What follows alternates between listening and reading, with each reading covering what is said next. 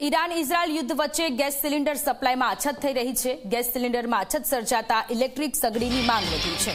Gas સિલિન્ડરમાં 60 રૂપિયાનો વધારો થયો છે। બીજી તરફ ઇલેક્ટ્રિક સગડીના ભાવમાં પણ 15% જેટલો વધારો થયો છે। અગાઉ એક મહિને 5 થી 10 જેટલી ઇલેક્ટ્રિક સગડીનું વેચાણ થતું હતું। હવે એક જ દિવસમાં 5 થી 10 સગડીનું વેચાણ થાય છે। ગ્રાહકોએ ભાવ નિયંત્રણમાં લાવવાની માંગ કરી છે। હવે ક્યાંક ચૂલા કે ઇલેક્ટ્રિક સગડીથી લોકોના ઘરે રાંધવાનું બનતું જોવા મળે તો નવાય નહીં, એટલા માટે કારણ કે હાલ ઈરાન અને ઇઝરાયલ યુદ્ધ વચ્ચે ગેસ સિલિન્ડરના ભાવમાં વધારો, બુકિંગ નથી થઈ રહ્યા, લોકોને જે અગવડતા પડી રહી છે તેની સામે લોકો એક ઉપાય શોધવામાં લાગ્યા છે અને તેમાં ઇલેક્ટ્રિક સગડીની ડિમાન્ડ જે છે તે હાલ ખૂબ વધેલી જોવા મળી રહી છે। જે પ્રકારના દ્રશ્યો એ દુકાન ઉપરના જોઈ શકાય છે, જ્યાં ગ્રાહકો આવી રહ્યા છે, એ ઇલેક્ટ્રિક સગડીની ઇન્ક્વાયરી એ ખરીદી છે તેઓ કરી રહ્યા છે। એ ગ્રાહક સાથે વાત કરીશું કે તેમની એક માનસિકતા શું છે અત્યારની પરિસ્થિતિ વચ્ચે।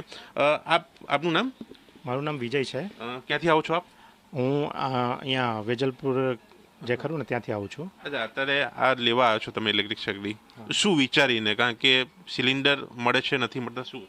એકચ્યુઅલી એમાં એવું છે ને કે ઓલરેડી મારી પાસે પહેલાં હતું પણ બહુ જૂનું હતું, પછી શું કન્ટિન્યુઅસ યુઝમાં નથી એટલે અત્યારે વર્કિંગ કન્ડિશનમાં નથી।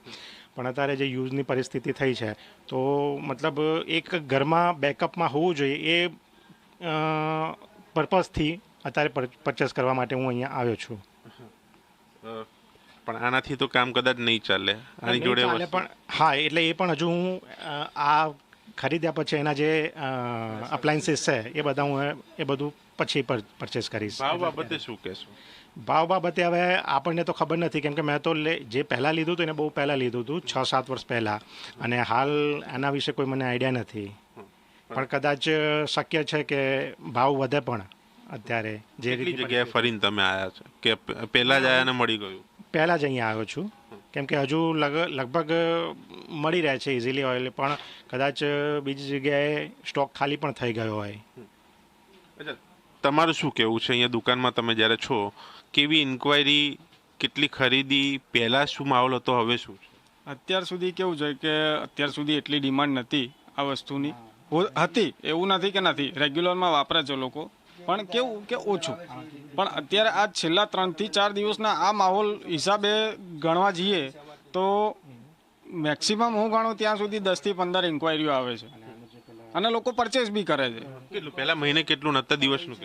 પહેલા મહિનામાં 1 કે 2 જતા હતા, જ્યારે અત્યારે આજની તારીખ હિસાબે ગણવા જઈએ તો 3 થી 4 વેચાય છે, વધારે બી થઈ શકે, અને 3 થી 4 પર ડે। ભાવ પણ વધ્યા છે?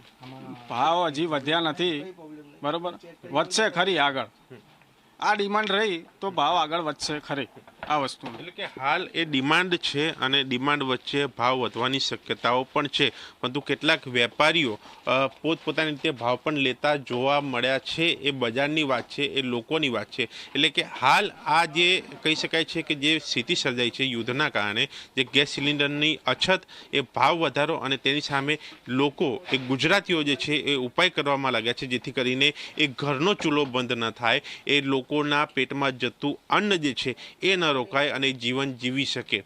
કેમેરામેન તુષાર શાહ સાથે દર્શન રાવલ, ઝી મીડિયા, અમદાવાદ।